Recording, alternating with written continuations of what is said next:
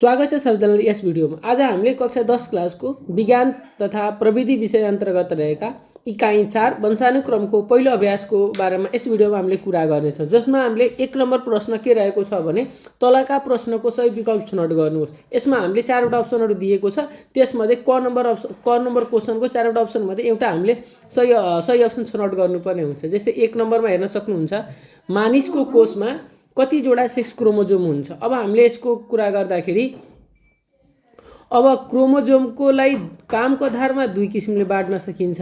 एउटालाई हामीले भन्छौँ भने हेट्रोजोम भन्छ, हेट्रोजोम भन्छौँ। अर्को हामीले भन्नुपर्दा हामीले अटोजोम भन्छ। अब यो टोटल हेट्रोजोमलाई अर्को भाषामा हामीले सेक्स क्रोमोजोम भन्छ। यसलाई हामीले अटोजोमलाई सोमाटिक क्रोमोजोम भन्छ। अब हामीले त यो कामको आधारमा दुई किसिमले बाँड्यो, जसमध्ये हामीले टोटल मानिसको शरीरमा 46 वटा क्रोमोजोम हुन्छ, जसमा दुई किसिमले बाँड्दाखेरि सेक्स क्रोमोजोम हुन्छ 1 जोडा र जुन अब 46 वटा भनौँ त या त हामीले 23 जोडा भनौँ त, 46 वटा भनौँ या त हामीले 23 जोडा भनौँ, जसमा हामीले 1 जोडा भयो सेक्स क्रोमोजोम, 22 जोडा के भयो भने हामीले सोमाटिक क्रोमोजोम। अब यो 1 जोडा भन्छ चाहे 2 वटा भन्छ, 22 जोडा भन्छ या त 44 वटा भन्छ, दुईटैको मतलब के हो? सेम। यसको राइट एन्सर हुनसक्छ 1 जोडा के हुन्छ भने हामीले सेक्स क्रोमोजोम हुन्छ। 1 जोडा अप्सन पनि राइट छ, या त 2 वटा भन्छ भने त्यो पनि के छ? राइट छ। यसमा हामीले अक्सर क्रोमोजोम के हुन्छ? जोडामा हुन्छ भने हामीले बुझ्न सकिन्छ। त्यसपछि ख नम्बर क्वेशनमा रहेको छ भने क्रोमोजोम के मिलेर बनेको हुन्छ। अब क्रोमोजोम हामीले भन्नुपर्दा डिएनए र प्रोटिन मिली बनेको हुन्छ। अब हामीले डिएनए र प्रोटिन, अब कुन प्रोटिन मिलेर बनेको हुन्छ भने हिस्टोन नामक प्रोटिन मिलेर बनेको हुन्छ। याद राख्नुपर्छ, हिस्टोन नामक प्रोटिन मिली बनेको हुन्छ। अब क्वेसन आयो भने क्रोमोजोम के डिएनए र प्रोटिन, अब कुन नाम प्रोटिन मिलेर बनेको हुन्छ भने हामीले हिस्टोन नामक भन्न सकिन्छ। त्यसपछि ग नम्बर क्वेशनको कुरा गर्दाखेरि हामीले सेक्स क्रोमोजोमको मुख्य काम के हो। अब हामीले क्रोमोजोम त दुई किसिमको पढिसकेका छौँ, जसमा त हामीले एउटा सोमाटिक क्रोमोजोम पढ्यौँ, एउटा सेक्स क्रोमोजोम। सोमाटिक क्रोमोजोमको काम के हो भने शरीरको वृद्धि विकास गर्ने, तर सेक्स क्रोमोजोमको काम हो भने भाले पोथी लिङ्ग निर्धारण गर्ने, ग्यामेटहरू उत्पादन गर्ने काम। त्यसको राइट एन्सर हुनसक्छ लिङ्ग निर्धारण गर्ने काम गर्छ। अब यही प्रश्नको ठाउँमा कहिलेकाहीँ आयो भने अब यो सेक्स क्रोमोजोमलाई छोडेर अब भनिदियो हामीले सोमाटिक क्रोमोजोमको मुख्य काम हो त सोमाटिक गुण निर्धारण गर्ने काम गर्छ, प्रतिरोधक जैसे हाम्रो शरीरमा रोगसँग लड्ने क्षमताको लागि जुन विकास गर्ने क्रोमोजोम हुन्छ त्यो पनि हामीले सोमाटिक हो। आँखाको बनोटलाई निर्धारण गर्ने भन्नुको हामीले यो लिङ्ग हाम्रो शरीरमा रहेको लिङ्ग निर्धारण काम बाहेक सबै काम कसले गर्छ भने हामीले सोमाटिक क्रोमोजोम गर्छ। अब सोमाटिक क्रोमोजोम यो 3टा अप्सनहरू सोमाटिक क्रोमोजोम हो। यो लिङ्ग निर्धारण गर्नुपर्ने काम हामीले सेक्स क्रोमोजोमको मात्र बुझ्न सकिन्छ। त्यसपछि घ नम्बर क्वेशनको हेर्दाखेरि वंशानुगत गुण सार्ने क्रोमोजोमको सबभन्दा सानो इकाइलाई के भनिन्छ। अब सबभन्दा सानो इकाइलाई हामीले के भन्न सकिन्छ भने वंशाणुमा हामीले सबभन्दा सानो इकाइ हो जुन एक अर्कामा क्रोमोजोमको मद्दतले गुण सार्ने काम गर्छ। त्यसपछि अब हामीले अङ्ग नम्बर क्वेशनलाई ध्यान दिन्छौँ। अङ्ग नम्बर क्वेशनमा के रहेको छ भने माइटोसिस कोष विभाजनका लागि तलका मध्ये कुन भनाइ ठिक छ। अब हामीले यसमा माइटोसिसको लागि यो 4वटा अप्सन मध्ये कुन भनाइ ठिक छ। अब हामीले के बुझेर राख्नु पर्यो भने एउटा हुन्छ माइटोसिस, अर्को हुन्छ मियोसिस। माइटोसिसमा के हुन्छ भने हामीले सोमाटिक क्रोमोजोम एउटा सेक्स क्रोमोजोम, त सोमाटिकको लागि माइटोसिस हुन्छ, अर्को सेक्स क्रोमोजोमको लागि मियोसिस हुन्छ। भन्नुको मतलब के हुन्छ भने हामीले अब एउटा हेप्लोइड कोष हुन्छ, एउटा डिप्लोइड कोष हुन्छ। डिप्लोइड कोष भनेपछि 2n जोडामा हुन्छ भने डिप्लोइड कोष भन्छ, जोडामा हुँदैन त्यसलाई हेप्लोइड कोष भन्छ। यति भइसकेपछि अब हामीले के बुझ्छ भने यो माइटोसिसले के गर्छ भने जति क्रोमोजोम त्यो मातृकोषमा हुन्छ भने त्यति सन्तति कोषहरूमा हुन्छ। त्यसपछि हामीले मातृकोषमा पनि क्रोमोजोमको सङ्ख्या सेम हुन्छ।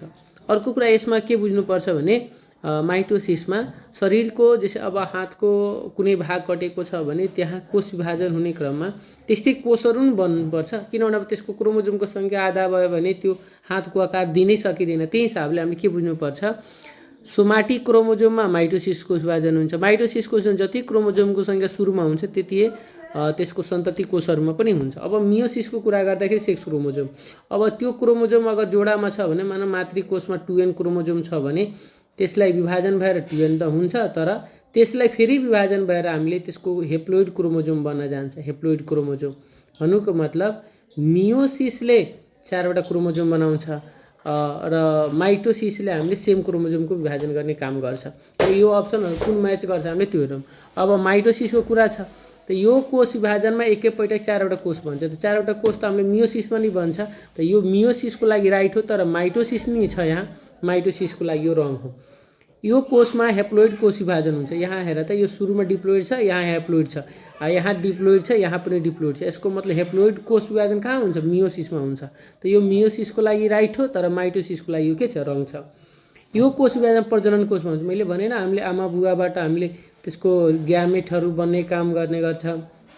त त्यो यो हो माइटोसिसको लागि रङ छ, मियोसिसको लागि राइट छ। अब यसले कोष विभाजनले कोषको पुनर्निर्माण गर्ने चाहिँ हातको कोष कटेको छ भने त्यहाँ फेरि कोष निर्माण गर्ने कुन काम गर्छ? माइटोसिसले गर्छ। यसको राइट एन्सर यो लास्टवाला अप्सन हुन जान्छ। यसको राइट एन्सर कुन हुन्छ? यो हुन्छ। त्यसपछि हामीले 6 नम्बर क्वेसनलाई गर्दाखेरि रेडियोथेरापी ल्याबमा काम गर्ने एकजना टेक्निसियनको विवाहको लामो समय पश्चात पनि सन्तानको जन्म नहुँदा परीक्षण गराएछन्। परीक्षण पश्चात उनले लामो समयसम्म हाई इन्टेन्सिटी रेडिएसनमा काम गरेकाले उनमा सन्तान उत्पादन क्षमता कमी भएको देखियो। त्यसमा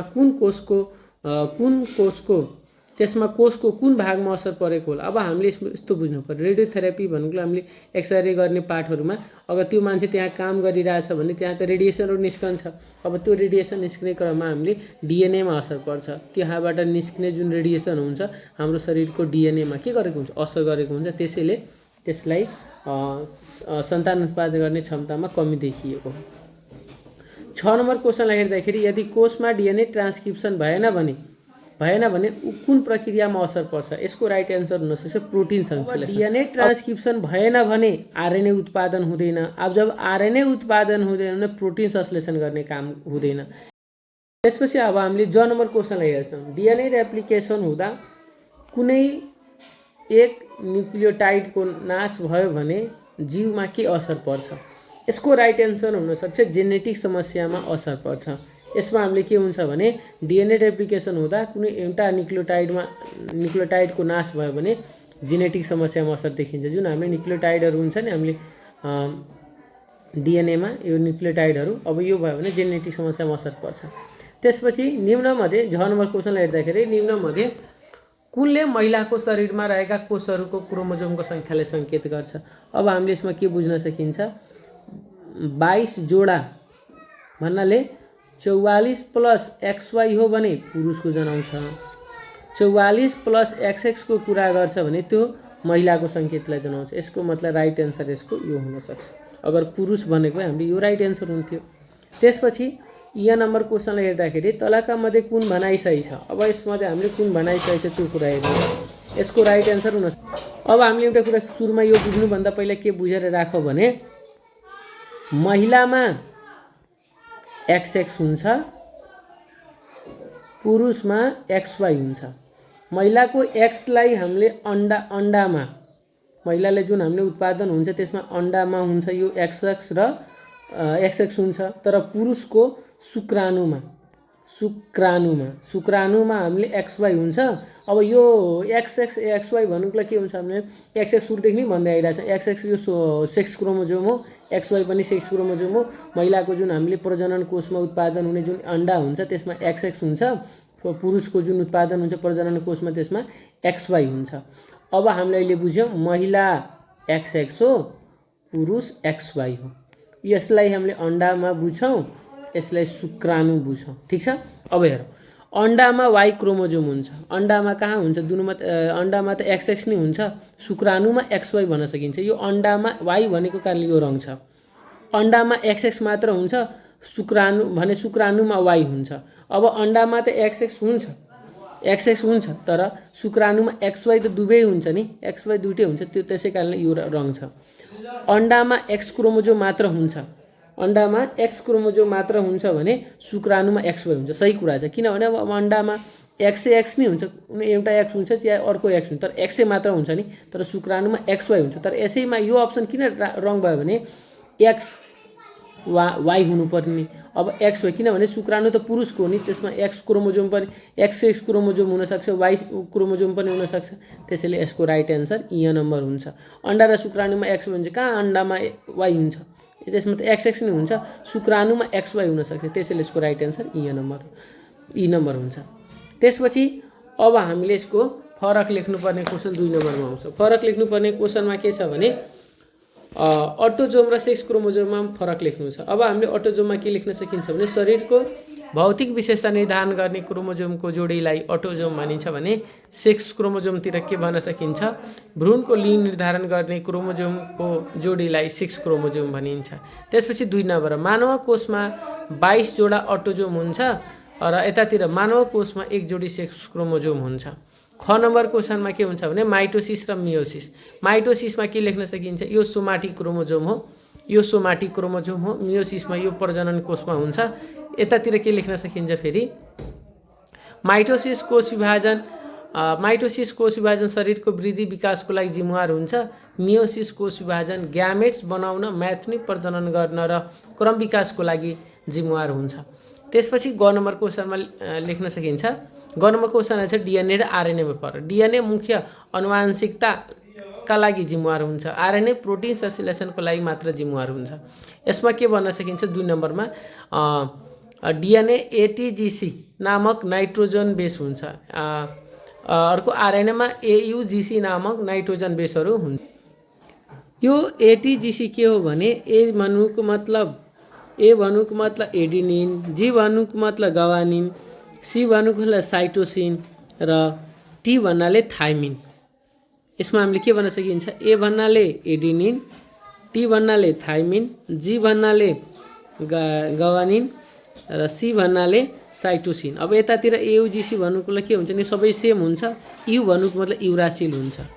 यसपछि घ नम्बर क्वेसनमा हेप्लोइड र डिप्लोइड बीच फरक लेख्नु छ भने हेप्लोइडमा के लेख्न सकिन्छ, 1 सेट क्रोमोजोम मात्र भएको कोषलाई हेप्लोइड भन्छ, 2 सेट क्रोमोजोम हुने कोषलाई डिप्लोइड भन्छ। अब कहीँ पनि हामीले यस्तो क्रोमोजोमको सङ्ख्या जनाएको छ भने त्यो हेप्लोइड बुझ्छौँ, अगर जोडामा दिएको छ भने डिप्लोइड भन्छौँ। यसको 2 नम्बर पोइन्टमा के भन्न सकिन्छ, हेप्लोइड कोष मियोसिसद्वारा उत्पादन हुन्छ, डिप्लोइड कोष माइटोसिसबाट उत्पादन हुन्छ। अब कारण लेख्नुपर्ने क्वेसनमा हेरौँ, कारण लेख्नुपर्ने क नम्बर क्वेसनमा सन्ततिहरूमा बुवा आमा जस्तै गुणहरू हुन्छ। अब यसको एन्सर लेख्न सकिन्छ, सन्ततिहरूमा बुवा आमा जस्तै गुण हुन्छ, किनभने आमा बुवा बीच मैथुनी प्रजननको क्रममा आमाबाट 23 वटा र बुवाबाट 23 वटा क्रोमोजोम आएको हुन्छ। त्यसैले सन्ततिमा आमा बुवा जस्तै गुण हुन्छ। त्यसपछि ख नम्बर क्वेसनको लेख्न सकिन्छ, लिङ्ग निर्धारणमा पुरुषको मुख्य भूमिका हुन्छ। यसको राइट एन्सर के लेख्न सकिन्छ, पुरुष प्रजनन अङ्कको मातृकोषमा 44XY क्रोमोजोम हुन्छ, जुन मियोसिस कोष विभाजन हुँदा 22X र 22Y हुन्छ। पुरुषको शुक्र किटमा हामीले भनेको थिएन, पुरुषमा 44X हुन्छ, एकचोटि 22X एक साथमा, 22Y अर्को साथमा। त्यस्तै महिलाको मातृकोषमा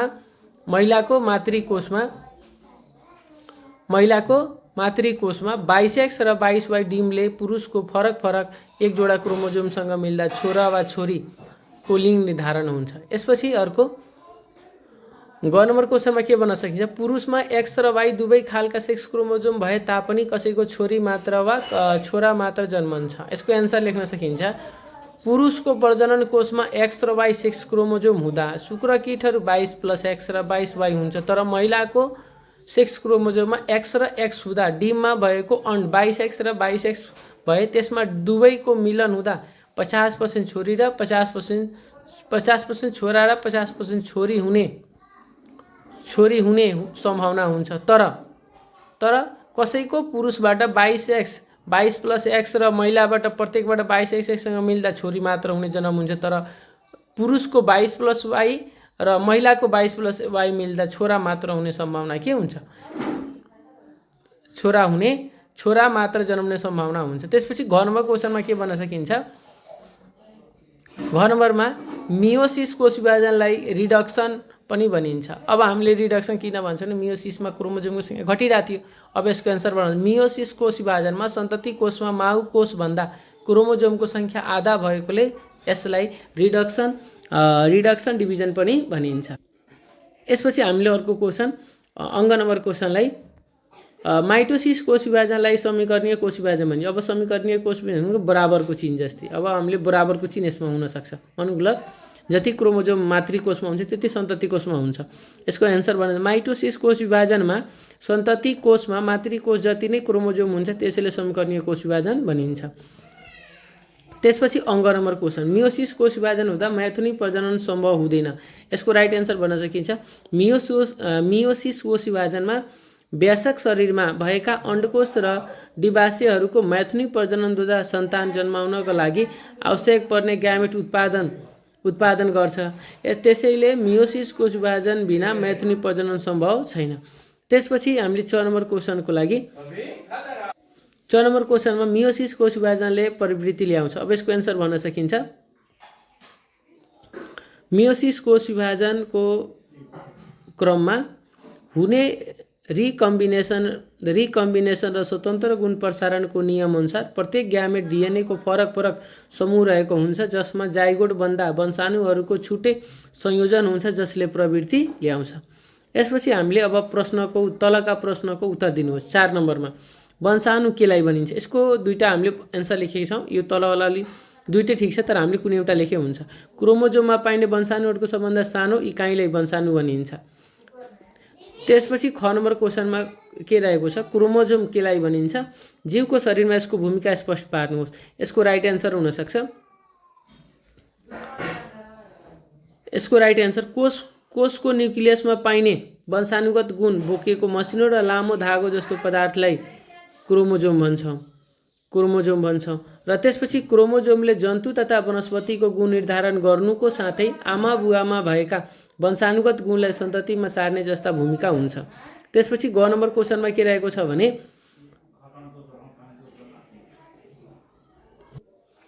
शरीरका विकासमा माइटोसिस कोष विभाजनको महत्त्व व्याख्या गर्नुहोस्। माइटोसिस कोष विभाजन शारीरिक वृद्धि विकासका महत्त्वपूर्ण भूमिका खेल्छ। माइटोसिस कोष विभाजनले शरीरको वृद्धि तन्तु मर्मत र घाउ निको पार्न नयाँ सोमाटिक डिप्लोइड कोषहरू उत्पादन गर्छ। यसले रक्त सञ्चार जारी राख्न रक्त कोषहरू पनि उत्पादन गर्छ। माइटोसिसले पुराना मरेका कोष प्रतिस्थापन गर्न नयाँ कोषहरू उत्पादन गर्छ। माइटोसिस बिना शरीर बढ्दैन र चोट घाउ निको हुँदैन। त्यसपछि हामीले घ नम्बर क्वेसनमा के भन्न सकिन्छ घ नम्बर क्वेसन के रहेको छ भने जीवहरूको प्रजननमा मियोसिस र माइटोसिस कोष विभाजनको मुख्य भूमिका स्पष्ट पार्नुहोस्। माइटोसिस कोष विभाजनमा एउटा कोष विभाजन भई उही आकार प्रकार र मातृकोषमा जतिकै सङ्ख्यामा क्रोमोजोम भएका दुईवटा कोषहरू बन्दछन्। जब प्रजनन कोष निर्धारण भई तिनीहरूको मिलन भई भ्रूण बन्छ भने उक्त भ्रूणको विकास र वृद्धि माइटोसिस कोष विभाजनले सहयोग गर्छ। र फेरि अर्कोको लेख्न सकिन्छ मियोसिस कोष विभाजनमा एउटा कोष विभाजित भई मातृकोषभन्दा आधा सङ्ख्या क्रोमोजोम भए 4वटा सन्तति कोषहरू बन्दछ। मियोसिस कोष विभाजनबाट ह्याप्लोइड र ग्यामेटहरू बन्छ र गर्भधानको समयमा 2 ह्याप्लोइड ग्यामेटहरू मिलन भई आमा बुवाको सोमाटिक कोषमा भए जस्तै डिप्लोइड कोषहरूको निर्माण हुन्छ। यस प्रक्रियाबाट बन्ने कोषहरूमा क्रोमोजोमको सङ्ख्या आधा हुने भएकोले मैथुनिक प्रजनन हुने प्रत्येक जीवको प्रत्येक वंशमा क्रोमोजोमको सङ्ख्या निश्चित भई जीवको स्थायित्व कायम रहन्छ र क्रसिङ ओभर हुने हुँदा क्रोमाटिकको आदान प्रदान भई सन्तति कोषमा वंशाणुगत भिन्नता आउँछ। अब अङ्क नम्बरको क्वेसनको एन्सर के लेख्न सकिन्छ भने यदि जीवको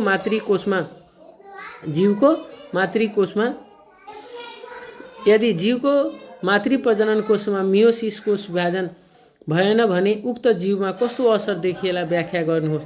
यसको राइट एन्सर के भन्न सकिन्छ भने यदि जीवको मातृ प्रजनन कोषमा मियोसिस कोष विभाजन भएन भने सन्तति कोषमा क्रोमोजोमको सङ्ख्या स्थिर हुँदैन र प्रत्येक मैथुनिक प्रजननमा क्रोमोजोमको सङ्ख्या डुप्लिकेसन हुन्छ जसले गर्दा सजीवहरूमा राम्रोसँग प्रजनन हुँदैन।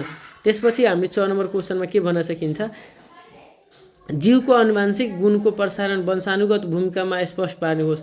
अब जीवहरूमा वंशाणुगत गुणहरूको प्रसारण वंशाणुको भूमिका सबभन्दा पहिले वंशाणुले वंशाणुगत गुणहरू भण्डारण गर्छ। त्यसपछि ग्यामेट निर्माणको क्रममा क्रोमोजोम एक सेट ग्यामेटहरू रहन्छ। त्यसपछि अर्को अब यसैमा के लेख्न सकिन्छ, जब ग्यामेटहरू मिलन हुन्छ वंशाणुका विभिन्न संयोजन सृजना हुन्छ त्यसपछि वंशाणुमा उपस्थित प्रमुख वंशाणुगत गुण सन्तानमा सर्छ। यी वंशाणुगत विशेषताले सन्तानमा देखा यी वंशाणुगत विशेषताहरू सन्तानमा देख्न सकिन्छ। त्यसपछि 6 नम्बर क्वेसनमा सबभन्दा पहिला 6 नम्बरको क्वेसन एन्सर लेख्नुभन्दा यो किताबैबाट लिएको एउटा चार्ट हो, यो चार्ट पहिला बनाउनु होला। 6 नम्बरको एन्सर लेख्नुभन्दा पहिला 6 नम्बरको एन्सर लेख्नुभन्दा पहिला यो चार्ट बनाउनु होला, त्यसपछि हामीले माथिको कुराहरू लेख्न सकिन्छ। अब यसको एन्सरमा के लेख्न सकिन्छ, यसको एन्सरमा पुरुषमा 22 जोडा अटोजोम र बाँकी XY क्रोमोजोम हुन्छ भने महिलामा 22 जोडा अटोसोम र 1 जोडा XX क्रोमोजोम हुन्छ।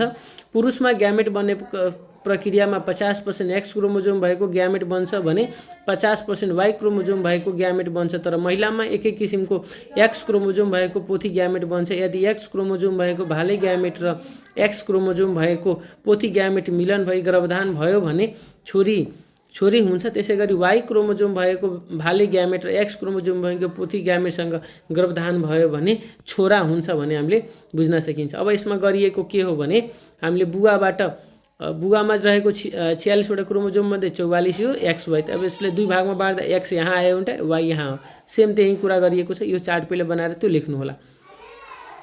त्यसपछि ज नम्बर क्वेसनमा के छ भने हामीले ज नम्बर क्वेसनको लागि एक महिला गर्भवती छिन्, उनले छोरी जन्माउन सक्ने सम्भावना कति छ प्रतिशतमा लेख्नुहोस्। अब हामीले के यसको एन्सर लेख्न सकिन्छ, गर्भवती महिलाले छोरी जन्माउने सम्भावना 50% हुन्छ र छोराको पनि कति हुन्छ 50 हुन्छ। झ नम्बर क्वेसनमा के लेख्न सकिन्छ, एक जोडी दम्पतिका 3 जना छोरा मात्र जन्मिए, यसका लागि के पुरुषको अण्डकोशमा Y क्रोमोजोम भएका शुक्रकीट मात्र उत्पादन होला त, स्पष्ट पार्नुहोस्। यसको एन्सरमा के लेख्न सकिन्छ, यदि कुनै दम्पतिका 3 जना छोरा मात्र जन्मिए पनि उक्त पुरुषको अण्डकोशमा X र Y दुवै प्रकारका क्रोमोजोम भएका शुक्रकीट उत्पादन भए, तर गर्भधान हुँदा प्रत्येक चोटि पुरुषको 22+ Y क्रोमोजोम भएको शुक्रकीटसँग महिलाको 22+ X क्रोमोजोम भएको डिमको मिलन भई गर्भधान भएको हुनुपर्छ। यसमा के जनाउँछ भने हामीले अब 3वटा छोरा हुनु भनेको अब पुरुषमा 22+ X हुन्छ, 22+ Y हुन्छ, तर महिलामा 22+ X हुन्छ, अर्को पनि 22+ X हुन्छ। अब 3टे छोरो जन्मिनु भनेको पुरुषमा प्रत्येकचोटि 22+ Y आयो, महिलाको 22+, त्यसैले प्रत्येकचोटि यहीँ आएको कारणले मात्र 3टा छोरा जन्मिएको हो। त्यसपछि ए नम्बर क्वेसनमा हामीले के लेख्न सकिन्छ, क र ख कन्सेप्ट म्याच पुरा गरी यी दुईटै प्रक्रियाहरूको भिन्नता लेख्नुहोस्। अब यहाँ हामीले क नम्बर खाली होला प्रजनन कोषमा, अब यसलाई मियोसिस भन्ने, यता मियोसिसले के उत्पादन गर्छ, ग्यामेट उत्पादन गर्छ, र माइटोसिसले शारीरिक कोष, अर्को जसलाई डिप्लोइड कोषहरू भन्न सकिन्छ। त्यसपछि अब यो दुईटा कोषहरू के भयो भने एउटा मियोसिस भयो, अर्को माइटोसिस भयो। अब यस दुईटा बिचको फरक हामीले लेख्न सकिन्छ यस्तो। अब फरक लेख्ने क्रममा के भन्न सकिन्छ, माइटोसिस कोष विभाजन र मियोसिस कोष विभाजन भिन्नता यस प्रकारका छन्। यो कोष विभाजन सोमाटिक कोषमा मात्र हुन्छ, यो प्रजनन कोषमा हुन्छ। हामीले सेक्स क्रोमोजोमको कुरा गऱ्यौँ नि, यो सेक्स क्रोमोजोममा हुन्छ, यो सोमाटिकमा हुन्छ। त्यसपछि माइटोसिस कोष विभाजन एक डिप्लोइड माउ कोषबाट दुईवटा डिप्लोइड सन्तति कोषहरू भन्छ, जस्तो सुरुमा नै हामीले बताएको थिए यस्तो बन्छ। यसमा के हुन्छ भने मियोसिस कोष विभाजनमा एउटा डिप्लोइड माउ कोषबाट 4वटा हेप्लोइड कोषहरू भन्छ। अहिलेसम्म हामीले यो इकाइ 4को फर्स्ट पार्टको अभ्यासहरू गऱ्यौँ। नेक्स्ट भिडियोमा हामीले 4 इकाइको अर्को भिडियो लिएर आउनेछौँ। यतिको लागि धन्यवाद।